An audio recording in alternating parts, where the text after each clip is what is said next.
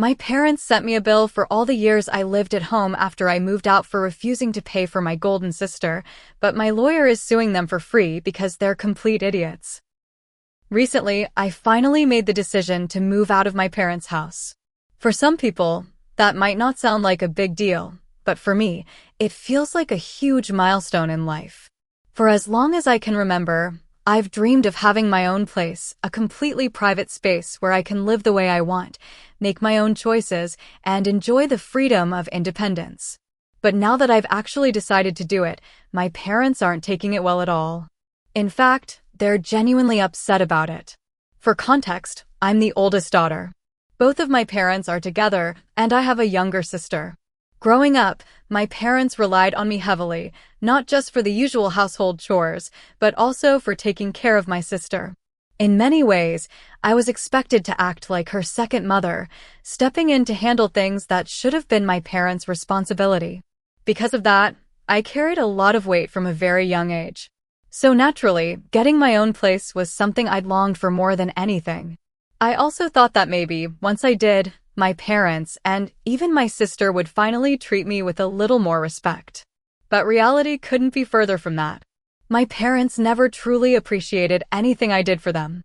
No matter how much I helped or how hard I worked, it was never enough. They always demanded more. By the time I was 15, I was already expected to handle adult responsibilities around the house. My mom depended on me for cooking and chores, and both of them acted like it was my duty to meet their needs every single day. If I ever wanted to go out and spend time with friends like a normal teenager, they wouldn't allow it. Instead, they guilt-tripped me into staying home, or even took away my phone to make sure I didn't leave. My mom constantly reminded me that, as the oldest daughter, it was my duty to put my family first and take care of my sister. To her, spending time with friends or doing anything for myself was just wasting time. She made it clear that my role in the family came above everything else, as if our whole existence revolved solely around keeping the family together. On the rare occasions when they actually let me go out, I wasn't really free either. My parents would text me every 15 minutes asking when I was coming back, and they always insisted I take my sister with me, no matter what I was doing or who I was meeting. Imagine being a teenager, finally getting the chance to hang out with friends, and having to drag your little sister everywhere. It was awkward, frustrating, and honestly embarrassing. As my sister got older, she started noticing the family dynamic too, but the difference was that she never had to carry the same weight I did. At most, if she failed a test, it somehow became my fault. I was supposed to handle my own responsibilities while also making sure she studied for hers. If she failed, it meant I hadn't done enough. I was expected to be her helicopter sister, constantly looking after her best interests. Even though that shouldn't have been my job, it should have been my parents'. She was old enough to know she needed to study to pass, not wait for someone to hover over her. The favoritism was also obvious when it came to chores. Whenever there was cleaning, cooking, or errands to do, I was always the one called. My sister, on the other hand, barely lifted a finger. I couldn't complain because there was always an excuse for her, like she was too busy studying after failing a test, even though she'd fail again the following week. Speaking up about it only made me look like I was whining. And my sister took full advantage of this unequal treatment. She knew she was the favorite, and instead of feeling guilty about it, she milked it for everything it was worth. She'd sneak out to parties at night, something I couldn't even dream of doing without facing serious punishment. And the worst part? If my parents found out, they didn't hold her accountable. They blamed me, saying I must have been the one to put ideas in her head or make her rebellious, as if she wasn't capable of making her own decisions or doing anything wrong unless I was behind it. Over time, that created a huge wall between us. Instead of being close, we argued constantly. She never really respected me, probably because she grew up seeing how little respect my parents had for me. To her, I was someone to order around, someone who always had to be available when she needed me, more like a personal assistant than a sister. When it came time for college, deep down I already knew I needed to choose one as far from home as possible. I thought that would finally give me space and independence. But my dad completely shut that idea down. He openly threatened to cut off all financial support if I didn't choose a nearby university. I was only 18, had no savings because I never had time to work, and no one to co-sign a student loan. It was either stay close or not go to college at all. And with all the pressure at home, I wasn't a top student who could afford to take time off and figure things out later. I know now that maybe there were other options, but back then, after years of emotional and physical abuse and endless responsibilities, all I wanted was to hold on a little longer until I could finally leave. While other girls my age had posters of rock bands or favorite actors in their rooms, all I could think about was how to get out once I finished school and had more tools to survive. Looking back, I realize how naive I was.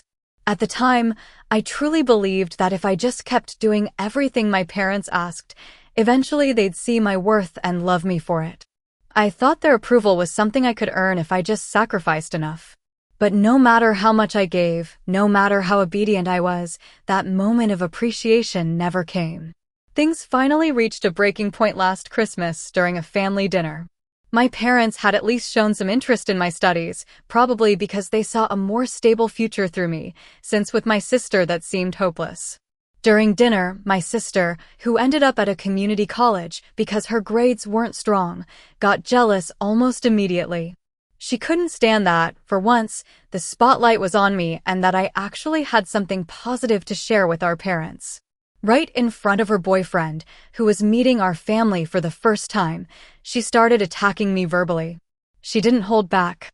She mocked me, saying it didn't matter which university I went to, I'd always be a pathetic loser with no social life and no boyfriend. What made it worse was that my parents didn't step in to stop her. They just sat there in silence, watching while my sister tore me apart. I saw her boyfriend sitting beside her, clearly uncomfortable, trying to calm her down and even stepping in to defend me. But she kept going, mocking my weight, saying how disgusted she was to even be related to me. She called me a lifeless nerd, trying to humiliate me in front of everyone.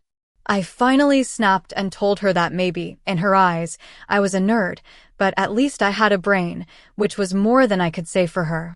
Maybe that's why she always needed a boyfriend, to find guys to pay for her things, since she'd never make enough to buy even an olive to eat. Her boyfriend almost smiled because even he could see how entitled she was being. Everyone did, except my family. That's when my mom jumped in to defend her. She told me I had no right to talk to my sister that way or to use such a condescending tone. According to her, my sister was working hard in school and that having a boyfriend was good for her. She said that just because I couldn't find a guy didn't mean I could speak badly about my sister or unload my frustration at the dinner table, completely ignoring the fact that my sister had just done exactly that moments earlier while everyone watched. And then it got even worse. My mom said, and my dad nodded in agreement, that it was time for me to start working and helping them. Apparently, my parents had been financially supporting my sister, even though she barely contributed anything. So they wanted me to work so my money could help the family too. That was their way of giving me a choice. I couldn't hold it in anymore. I shouted, "What about me? Why can't you help me for once? Why don't I get any support from you?" I have to clarify something. My parents have never given me any financial help, not even for college. All they did was sign my student loan papers. Everything else, tuition, books, living expenses, I had to cover on my own through seasonal jobs. My only goal was to finish my degree as quickly as possible without falling behind by taking on too much work. My mom just shook her head and told me I should be grateful for what I had. She said sending money home would teach me to respect my family and not be greedy or selfish by expecting anything in return. I was devastated. I got up from the table and went to my room to be alone. As I closed the door, I could still hear my sister and parents yelling, my sister calling me a snowflake and dramatic for reacting the way I did. After that disastrous Christmas, I made a firm decision. I was going to get a job and move out, even if it meant taking longer to finish school. I'd been their punching bag for years, but that Christmas gift from Santa was going to be for me, my freedom. In the following days, my parents kept pressuring me to find a job, so to shut them up while I figured out my plan, I told them I was looking. Instead, I went to my university coordinator and asked if I could adjust my class schedule to fit a part-time job. My major is demanding, so I'd need to drop or shift a few courses. When he asked why, since he'd seen many students start working and slowly drop out, I told him everything. And that's when my Christmas miracle happened. Even though it was already January and people were taking down their decorations, he found me a job on campus as a teaching assistant. Since I was in my final year with a solid GPA, I could help a professor, earn some money, and even live in the university dorms. Basically, I'd be sleeping where I worked. He explained other benefits, like free meals at the campus cafeteria, but I didn't even let him finish. I accepted immediately. Now, 6 months later, things are finally falling into place. I had to wait until the new semester to officially start as an assistant, but I've already moved into my new room. And the best part? I'll be graduating at the end of the year. For months, I've been lying straight to my parents' faces, telling them I'm still job hunting, but that things are tough. I know lying isn't good, but honestly, lying to them felt amazing. At least they've left me alone. I've been spending most of my time at the university, studying, while they think I'm going to interviews, and my sister is busy hooking up with a new boyfriend. Yes, the old one dumped her. Second Christmas miracle. I'd only go home at night to sleep, just enough to keep the peace until I could fully leave. For them, it was frustrating. For me, it was like being granted parole. The day I finally left, all I really needed was my pillow, because I can't sleep without it, and I was gone. I'd already moved most of my things. That morning, I picked up my dorm keys, grabbed my pillow, and told them, well, I'm moving out. The look on their faces was priceless. My mom and dad immediately started insisting it wasn't a good idea. They said they wanted me to stay home to take care of them as they got older, like that was my job. I couldn't help but smile. I told them that thought wasn't even crossing my mind. If they truly needed someone to take care of them, maybe they could ask my sister. After all, she owes them for everything they've done for her, right? My dad argued that my sister wasn't responsible enough, and that it's always the eldest who's expected to take care of the parents. I told him I was officially resigning from that role. I was done being part of this family in that way. From now on, the older sister responsibilities belong to the younger one. My parents said you can't resign from being a daughter and that they had high expectations for me. I told them clearly that I didn't care what they expected and that I didn't need their approval to stop seeing myself as their daughter. Since that conversation, they've done nothing but guilt-trip me. They said I stabbed them in the back, that I was abandoning them in their old age, that I was betraying them by wanting independence. I won't lie, those words hurt a little, but by the time I reached my dorm, I'd already blocked their numbers, so the pain was short-lived. Now, my only concerns are doing well at my job, maybe taking advantage of the free meals at the campus cafe, and finishing my degree so I can get a good job and move into my own apartment. I guess lying to them these past few months might make me look like the bad guy, but honestly, I don't care. To me, it feels like a small payback for everything they did wrong as parents. I only care about watching that house fall apart without me there to keep it running. Edit. Since some people asked, I don't really know how my sister reacted, probably indifferent. Like I said before, we've been avoiding each other, or at least I have. I doubt my parents will suddenly make her start helping around the house. Those delicate hands that never did more than please a boyfriend probably don't even know what a mop feels like. As for my parents, I haven't heard much, just the messages they sent before I blocked them. They said I'd regret leaving, that there was still time to come back. But there I was, sitting in my Uber with my pillow under one arm and my phone in the other, hitting block, smiling wider than I ever have in my life. If you met me in real life, you probably wouldn't even recognize me. I'd never smiled like that before. My parents, though, had the longest faces ever, and honestly, I'm proud of that. Because for once, they're miserable, and it's entirely thanks to me. Update 1. These past 3 weeks have been amazing, except for one small detail that I'll get to later. I haven't had to cook, and even though the cafeteria food isn't exactly healthy, I try to make the best choices. My job as a professor's assistant isn't bad at all. I don't work as many hours as I would at a regular part-time job, and, honestly, the course I assist with isn't even one I particularly enjoy. But it was the only available spot, and it's just for 6 months, maybe 12, if I don't find another job before graduation. Compared to living with my parents and sister, this feels like a vacation in the Maldives. No entitled student can compare to my family. I've had military-level training in dealing with people like that. Up to that point, everything was going great. Then, my parents showed up. They came to the university to talk to me face-to-face. They didn't know where I was living because despite harassing my friends for information, no one told them anything. One friend even told them she moved 3 states away. It's such a shame she went so far. Unfortunately, my parents didn't buy it.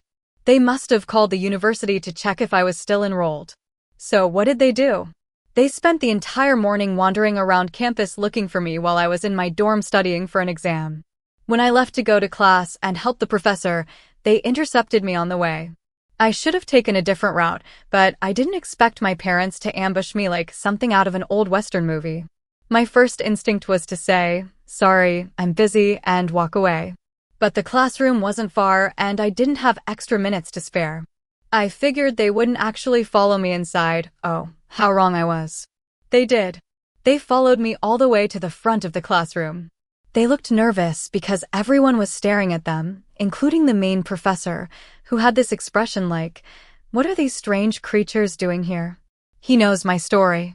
So when my parents started talking, asking me to go somewhere private, he stepped in and began asking them questions instead. You could say he turned the start of the lecture into a live Q&A, with them as the subject. He asked sharp, direct questions, and my parents tried to defend themselves. It was an absolute disaster for them. They sounded as entitled as ever, and the professor subtly mocked them every time they spoke. Eventually, my dad whispered to my mom that it was better to leave, and they walked out while everyone turned to watch them go. The moment the door closed, one student said, "Professor, the goal was to respond, not humiliate them," and the entire class burst out laughing. I was a little embarrassed by the whole thing, but the professor and the students took it well. They even offered their condolences for the family I had to deal with. Honestly, that was probably enough of a college experience for my parents, because after that, I never heard from them again. I don't know what they expected from that confrontation. If you've kept a tiger in a cage its whole life and then release it into the wild, you can't expect it to willingly walk back into the cage. If you try, you'll have to fight for it, and you'll probably lose an arm in the process. Update 2. It's only been 2 months since I moved out, and guess what? I just received a bill from my parents for my monthly expenses dating back to when I turned 18. Yes, apparently all the years I lived with them, despite doing a ton of work, weren't free. According to them, all that care, food, and shelter, everything in big air quotes, has been calculated and slapped onto an absurdly large number. It's funny until you remember these are the people who actually expect me to pay it. I wonder if my sister got one too. How naive of me to think otherwise. If you thought the bill was crazy, my dad also sent a long email detailing the sacrifices they supposedly made raising me, because they had me when they were young, which is true, but that doesn't mean I owe them for existing. He went on and on about how they spent thousands of dollars on me, how they sacrificed so much, and how all they received in return was an ungrateful, selfish daughter. He painted themselves as tragic heroes with flowing manes in some Greek epic. Then Gwenda, my dad's dramatic flourish, said the least I could do after turning my back on them was to pay back that money, and once I did, they'd disappear from my life, and I'd never have to see them again. I know they would never demand that from my sister. She's never had to earn anything or work for anything, yet they expect me to carry every responsibility, including financial ones. She will never be asked to pay a thing because somehow she's always special in their eyes. My first instinct was to be petty and send them a single cent in an envelope with a note that said, "Here's everything I owe you, keep the change." Instead, I talked to someone at the university who recommended I see one of the law professors for a pro bono consultation. He said he wouldn't charge me as long as I let him use my story as a case example for his students. He loves these wild, real-life stories to teach from, and this would be perfect. So I did it. He warned me that sending that penny could be interpreted as accepting I owed them something. Instead, We're preparing a counterclaim for the value of the work I did in the house as a servant and babysitter, which, if you calculate an hourly wage, is worth more than the amount they invoiced me for. If we reach a settlement, they'll end up owing me. I'd love to see their faces when they get served, but my lawyer advised against direct contact. Edit. No, my parents are not suing. They only sent a bill. But we are preparing something on my side, mostly to be petty and have some fun until they get tired of it. That said, if my parents persist with this nonsense, my professor wouldn't mind taking it further. Update 3. It's been 2 weeks since my last update and my parents' response didn't come from a lawyer, it came in another email. This time they say it's not fair that I'm suing them, that I can't do this. No, look how I'm doing it. It's not even something I want to pursue anymore. My lawyer says it's his moral duty to file against these idiots because, beyond sounding outraged, my parents insist the least I could do is repay them by sending money home every month. I did send something home, but it was the official notice that the lawsuit is still moving forward. My parents have nothing to gain here. No judge is going to award them what they're demanding because there is absolutely no written agreement that I owed them for my time living there. Meanwhile, I can gather plenty of evidence, neighbors, friends, and others who are willing to testify in my favor. They'll end up paying for a lawyer while mine works pro bono. Even if a judge entertained their claim, they're still at a clear disadvantage against mine. There's no scenario where this works out well for them. Like I said before, if you let a tiger out of its cage, don't expect it to walk back in, and if you try to force it, you'll lose an arm. I hope they weren't too attached to those arms, because I'm figuratively going to hang them in my dorm room when this is over. Now about my sister. She's managed to say something in defense of our parents. She's become a key witness in my case, which was never my plan. She posted on social media calling me jealous and bitter, accusing me of resenting our parents for making me care for her as a child or do chores like any other teenager. She deleted the post soon after because people started calling her out for never having done any of those things, but my lawyer says that deletion actually gave us what he calls the smoking gun. Ironically, it came from the favorite daughter. She didn't do it to help me, she did it because of her own stupidity. Next time, pick an actually smart favorite child, not one who's going to help you lose. Update 4. It's been 2 months since my last update, and things just keep escalating, so here's the latest on the lawsuit. My parents have continued sending emails, which is the only place I haven't blocked them. My lawyer calls it a fly trap, because they keep falling right into it every time they send another ridiculous message. It doesn't hurt, it only helps our case. Now they're begging me to drop the lawsuit because, apparently, if they lose, they could also lose the house. At first, I thought it was just another one of their guilt trip tactics, something to make me feel sorry for them, which I didn't, but my lawyer confirmed that their mortgage has actually been delinquent for months. I haven't replied because I don't want to give them anything they could use against me. But honestly, I'm dying to tell my mother she can always ask my sister if one of her boyfriends can pay for her. After all, dating guys was always considered such an important and admirable skill in her eyes. Time to put it to good use, right? At least my sister seems to have learned her lesson and has stayed quiet. Or maybe she's just too upset about possibly losing the house too. A real tragedy. She was doing so much for the family, wasn't she? Truly our greatest ally. As for the lawsuit, we're still open to either a settlement or going to trial. My lawyer says he's ready for anything, and honestly, he's never had a case that gives him this much satisfaction. The smartest move for my parents would be to settle, because even in the best-case scenario, they'll still spend a fortune on legal fees, even if they somehow don't lose the case. If they offer a settlement, even for a few $1,000s, we'll probably accept, because let's be honest, this isn't going to go that far in court.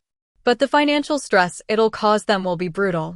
At this point, I think they're just hoping I'll drop the lawsuit because they assume my lawyer is draining me financially or that they might actually win. They can keep dreaming. We can keep this going for as long as they want. It's not like we're the ones getting tired of it. Update 5. The most important news is that I've officially graduated from university. I don't have a job yet, but I'll be staying for about 6 more months as a teaching assistant before I find one and move out.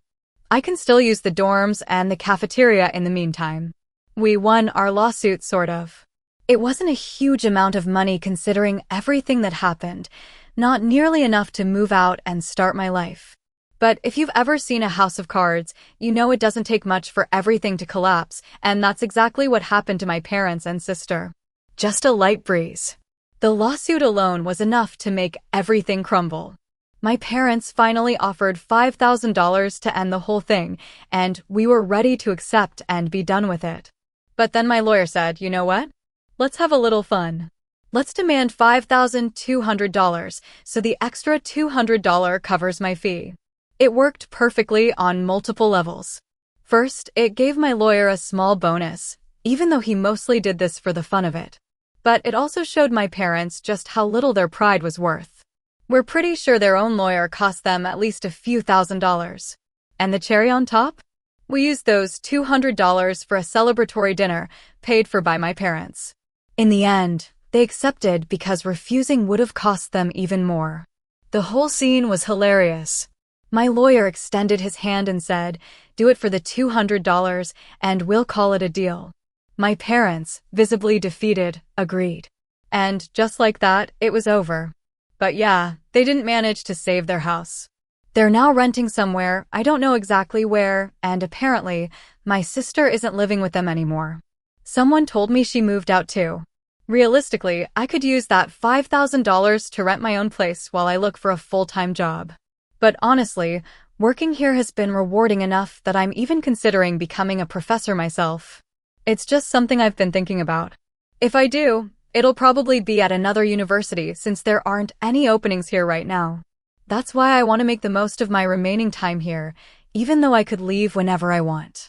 What I'll really miss is writing these updates. It's been the second best thing to come out of all this, the first being the sweet revenge on my father. But don't worry, I'm not crying about saying goodbye. There's just something in my eye. Edit. Here's a quick mini update from the happiest person alive. I found a job. Not as a professor, though. I honestly didn't have a strong preference, and I didn't feel like waiting years to get a permanent teaching position anyway. I'll be moving into my own place next month. And one last small update. My sister has officially dropped out of college. To be honest, I don't think it makes much difference in her life. I'm pretty sure she only went there to find boyfriends anyway, since I never once saw her actually study.